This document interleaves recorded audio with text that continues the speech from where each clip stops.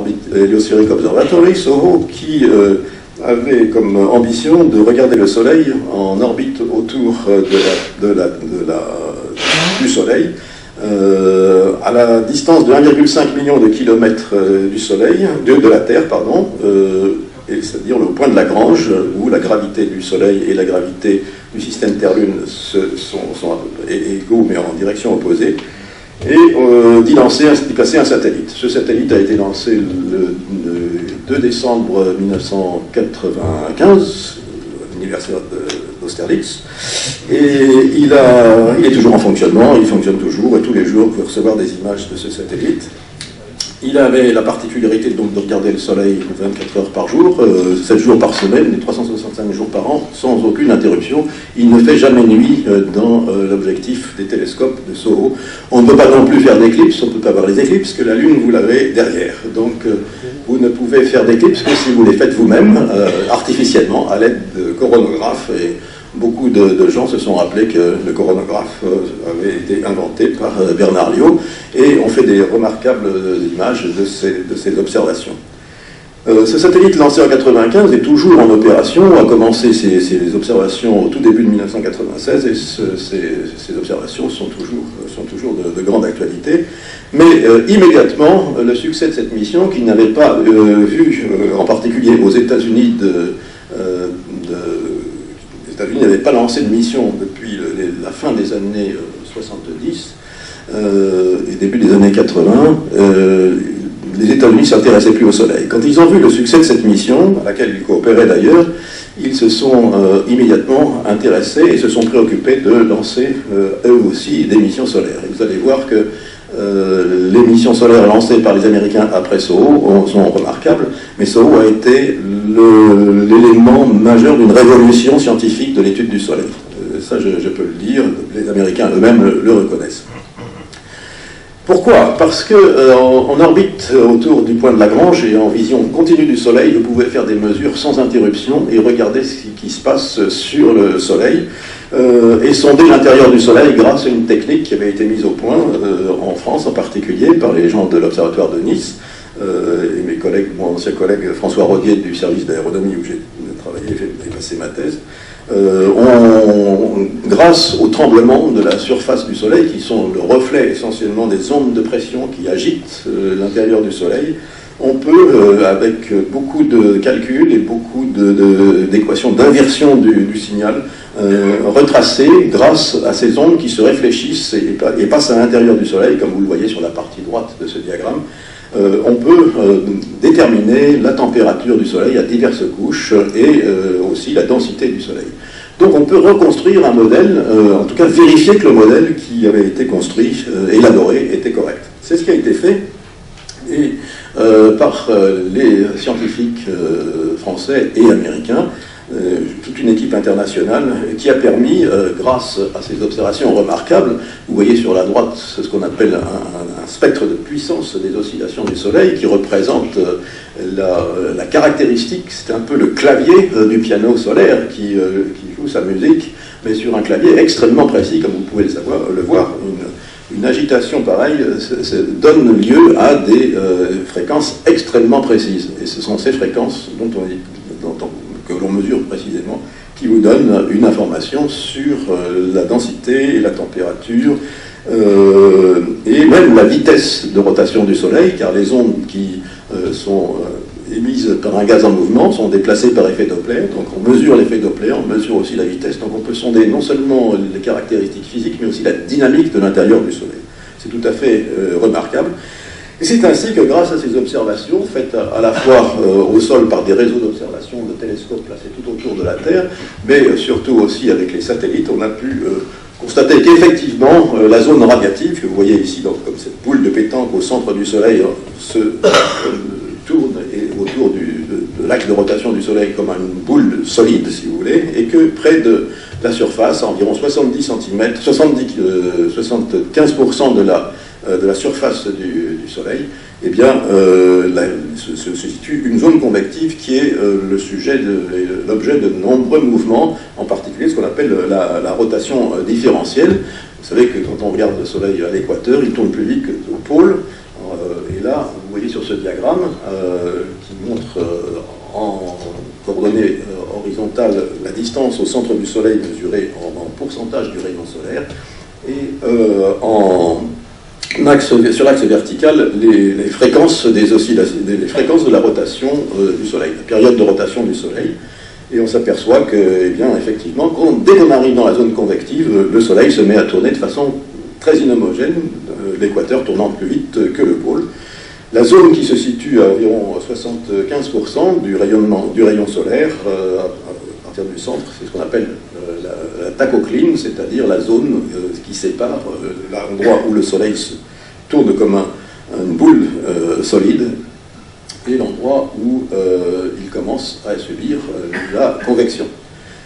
On a du mal à descendre beaucoup plus bas qu'à peu près 10% du rayon solaire, parce que les ondes de très très grande fréquence sont amplitudes très très faibles, et donc les amplitudes que l'on mesure à la surface du Soleil, c'est des amplitudes de quelques millimètres par seconde, donc c'est très très petit, c'est pour ça qu'il faut de grandes durées d'observation. Mais on a quand même pu mesurer le modèle solaire, le confronter, disons, à des observations, ce qui est tout à fait unique, et aujourd'hui cette technique est utilisée même pour de nombreuses étoiles à l'aide du satellite français européen Corot et du satellite américain Kepler. Donc SOHO a aussi fait sa petite révolution dans le domaine de l'astronomie. On a pu également donc vérifier plusieurs fois le modèle solaire en comparant la vitesse du son, c'est un paramètre qu'on peut utiliser, telle qu'elle est calculée par le modèle standard du Soleil, et on la représente sur la ligne horizontale qui aboutit sur l'axe de gauche au point 0, et on compare la vitesse du son déterminée par les observations, et vous voyez que la plupart des observations, qu'elles soient faites avec les instruments de SOHO comme GOLF ou MDI, avec les MDI et les observations faites par les réseaux d'observation au sol, concordent à peu près à quelques 10 puissance moins 3, c'est-à-dire des millièmes de précision. Donc c'est extrêmement précis, sauf au voisinage de la zone convective où le modèle n'a pas pris en compte manifestement les caractéristiques de cette zone convective aux alentours de 0,70%, comme vous le voyez sur cette courbe. Néanmoins, les variations sont extrêmement faibles, et ces observations ont montré qu'en gros, le modèle standard qu'on avait calculé était tout à fait correct et conforme à ce que l'on pouvait observer en termes de vitesse de propagation du son, c'est-à-dire de température, de densité, etc. Et ceci a permis à l'époque de contribuer à résoudre l'énigme du flux de neutrinos manquants. On observait les neutrinos qui sont émis pendant les réactions de fusion thermonucléaire dont j'ai parlé tout à l'heure, qui transforment l'hydrogène en hélium. Ces réactions émettent un certain nombre de neutrinos qu'on appelle des neutrinos électrons, des électrons-neutrinos. Et les détecteurs basés sur Terre ne mesuraient qu'un tiers de ceux qui étaient prévus par le modèle. Donc il y avait deux hypothèses, ou bien le modèle était en défaut, ou bien les neutrinos ne se comportaient pas comme ils auraient dû le faire. Et en fait, comme vous pouvez vous en douter, le résultat était qu'en réalité, les neutrinos étaient responsables de cette disparition de à peu près les 2 tiers des neutrinos électrons du Soleil, car on s'est aperçu en parallèle, par des mesures faites dans les accélérateurs et par les physiciens théoriques, que les neutrinos, dans leur trajet entre le Soleil et la Terre, se transformaient en 2 autres types de neutrinos que les détecteurs qu'on utilisait sur Terre pour les mesurer ne pouvaient pas détecter parce qu'ils n'étaient pas sensibles à cette catégorie de particules. Tout d'un coup, le mystère s'est éclairci grâce à la combinaison d'observations astronomiques faites avec l'héliosismologie, dont je viens de parler, et puis les observations faites, les calculs et les observations faites par les physiciens théoriques. Donc un remarquable succès, ce qui a conduit à effectivement créer ce que j'appelle la révolution de SOHO. SOHO, lancé en 1995, a donné tout de suite naissance à toute une série de satellites. Le premier, un japonais, en 2006, qui s'appelle Hinode, lancé par le Japon. Le deuxième, qui n'est pas seulement un satellite, mais 2 satellites qui regardent le Soleil, et vous voyez sur cette ellipse qui entoure le Soleil, les positions respectives des 2 satellites qui ont été lancés en 2006, qui sont donc en vision stéréographique de la vision du Soleil. Aujourd'hui, nous sommes en 2012 et satellite A et le satellite B, celui de gauche et celui de droite, regardent un petit peu derrière le Soleil. Et vous voyez qu'ils se déplacent, l'un dans le sens de déplacement de la Terre sur son orbite, l'autre dans le sens opposé. C'est une remarquable expérience. Les deux instruments sont identiques et vous donnent une vision stéréoscopique que vous pouvez regarder avec les lunettes stéréoscopiques sur le site de la NASA. C'est un satellite américain, une mission américaine faite de 2 satellites. Et puis tout récemment, en 2010, il y a 2 ans, les Américains ont lancé une version, disons, améliorée de SOHO, plus sensible. Quand on lance des satellites et qu'on veut faire la nouvelle science, il faut que les satellites qui suivent les précédents soient meilleurs. C'est pas comme les présidents de la République nécessairement. Il faut que ça soit toujours meilleur. Donc il faut être compétitif et améliorer ce que l'on veut chercher. Et ces 2 satellites, SDO et Stereo, sont inspirés, ils utilisent pratiquement les mêmes concepts instrumentaux que le satellite SOHO, mais avec des détecteurs plus puissants, plus de télescopes, etc. etc. Donc on a vraiment eu une vraie révolution, mais SOHO continue toujours à fonctionner pour le grand bonheur des astronomes européens. Et puis, en parallèle à ces développements de gros instruments, dès 2 ans après le lancement de SOHO, les Américains de Palo Alto, de la firme Lockheed, qui sont les grands spécialistes des observations en haute résolution du Soleil, ont lancé une petite mission qui s'appelle TRACE en 1998, qui coûtait à peu près 50 millions de dollars, donc une somme relativement modeste par rapport au coût des missions dont je viens de parler, qui sont plutôt de l'ordre de demi-milliard de dollars. Donc vous voyez, des images nettement plus fines avec un satellite beaucoup moins cher. Et tout récemment, nos amis belges ont lancé un satellite qui s'appelle Proba2, qui, lui, alors, coûte 18 millions d'euros, une somme extrêmement modeste, sans compter le coût du lancement qui était très peu cher parce qu'il était lancé sur un missile soviétique, un ancien missile soviétique, qui a fait ce film tout à fait remarquable et d'une qualité nettement supérieure aux images que l'on a faites sur SOHO. Donc vous voyez que SOHO a fait une révolution, il est dépassé par ses enfants, mais il continue toujours à fournir des données uniques grâce à un ensemble d'instruments qui n'a pas été remplacé sur aucun de ces satellites. Donc il faut saluer cette mission tout à fait spectaculaire. Parlons maintenant de certains mystères de notre étoile. L'étoile solaire, c'est une étoile magnétique et c'est une étoile variable. Et je vais vous en montrer quelques exemples. Cette image qui n'a pas été prise par un satellite, mais qui pourrait l'être, parce que les satellites japonais en particulier, et le satellite SDO dont j'ai parlé, Solar Dynamic Observatory, regardent la granulation du Soleil, c'est-à-dire ces mouvements de convection dont j'ai parlé tout à l'heure, avec une qualité nettement améliorée par tout ce qu'on a fait jusqu'à maintenant, grâce à des techniques d'optique adaptative qui corrigent la turbulence atmosphérique. Vous voyez une image de ce télescope situé aux Canaries. Et vous voyez aussi 2 taches sombres qui sont des taches solaires, un groupe de taches. Et si vous êtes attentif, vous remarquerez que la granulation, qui ressemble un petit peu à des grains de maïs autour de ces taches, entre les taches subit des transformations. C'est comme s'il y avait une espèce de réalignement de ces taches. C'est effectivement l'effet du champ magnétique sous-jacent qui modifie la dynamique convective du Soleil. Les taches solaires sont des objets dont Galilée avait fait les premiers dessins en 1610. Ce sont des zones qui sont essentiellement des concentrations de champs magnétiques, environ 4000 à 10 000 fois plus intenses que le rayonnement, que le champ magnétique terrestre, et qui sont donc très denses en champ magnétique. Cette pression magnétique qu'exerce le champ sur le gaz contrebalance la pression gazeuse. La pression gazeuse est donc plus faible. Et comme la pression gazeuse est plus faible, parce qu'il y a une pression magnétique intense, la température est plus faible et les taches sont plus sombres. C'est une explication sommaire, mais qui permet de comprendre pourquoi ces taches solaires apparaissent comme des taches sur la surface brillante du Soleil. Vous voyez en bas à gauche un petit diagramme qui vous montre qu'une tache solaire, c'est à peu près la dimension de la Terre. Donc c'est quand même des phénomènes assez gigantesques. Grâce à l'héliosismologie, on a pu d'ailleurs se demander jusqu'où descendait une tache solaire à l'intérieur du Soleil. Ce diagramme, qui a été fait par les scientifiques qui ont utilisé l'instrument MD1 et de SOHO ont utilisé les mesures héliosismologiques locales pour regarder comment varie la température à l'intérieur d'une tâche, et ceci donne une idée approximative de la structure verticale d'une tâche sous la surface du Soleil.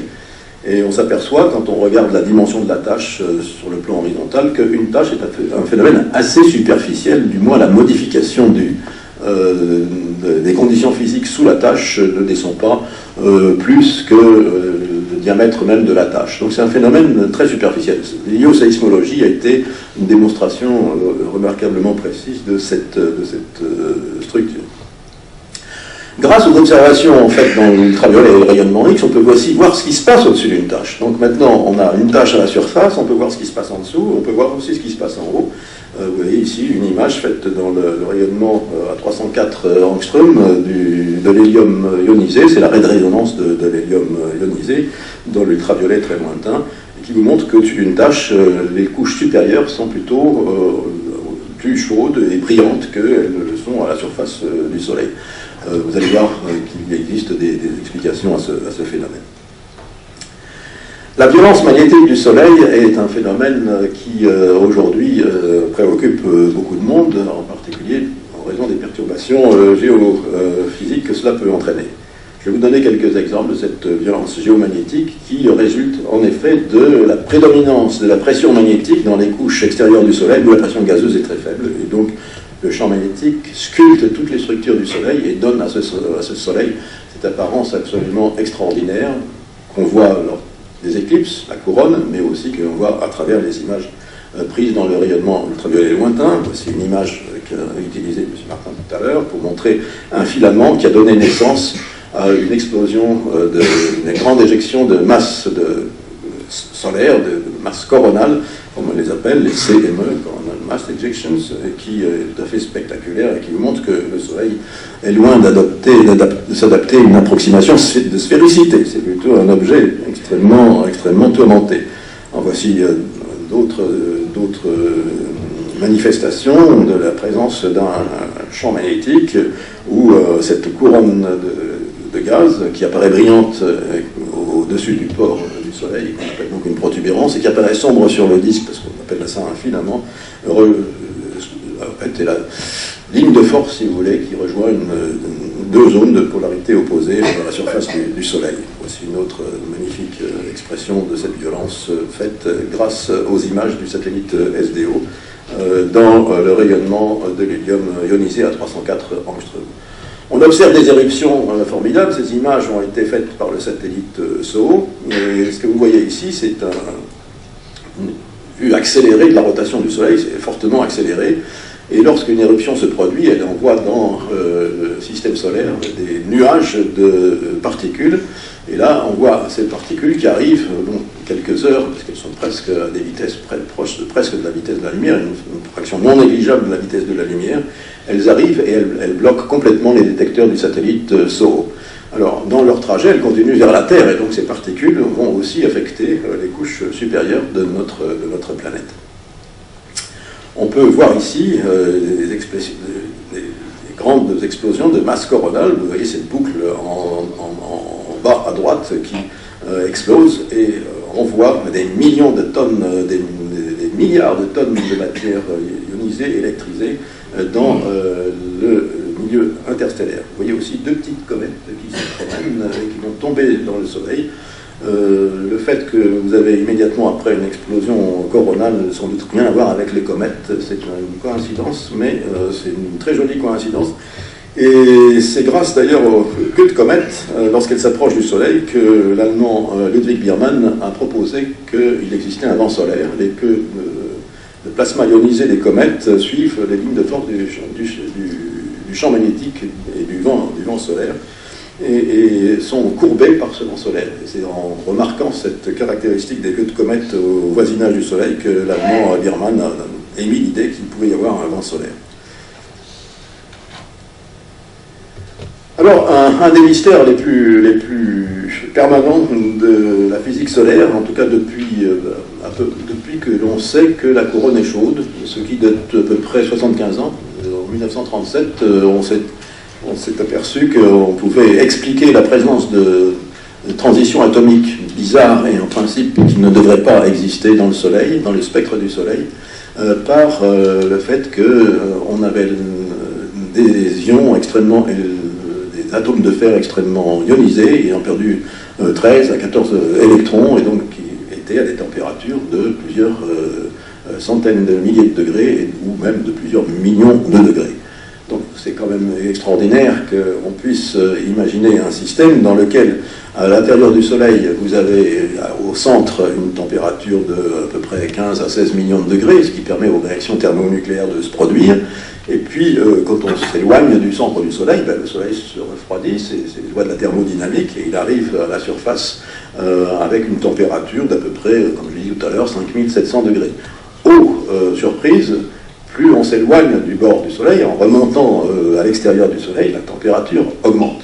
Donc il y a quelque chose qui viole les lois de la thermodynamique, sauf si on fait intervenir une source d'énergie qui peut être la source qui chauffe le Soleil, la chromosphère dont j'ai parlé tout à l'heure, et la couronne au-dessus de cette chromosphère. Donc, depuis que les gens essayent d'obtenir, les chercheurs essayent d'obtenir des crédits pour regarder le Soleil, ils justifient toujours leur proposition en disant nous allons résoudre le problème du chauffement de la couronne, du réchauffement de la couronne. Et ça, j'y suis passé aussi, tout le monde y est passé. Et malheureusement, ben, on n'est pas encore arrivé. On a fait des progrès cependant, vous allez voir, et les observations spatiales nous ont permis de nous concentrer sur à peu près deux types de réchauffement. L'un qui serait dû à des petites explosions dues à la recombinaison du champ magnétique quand des lignes de force de polarisés opposés se rencontrent et libèrent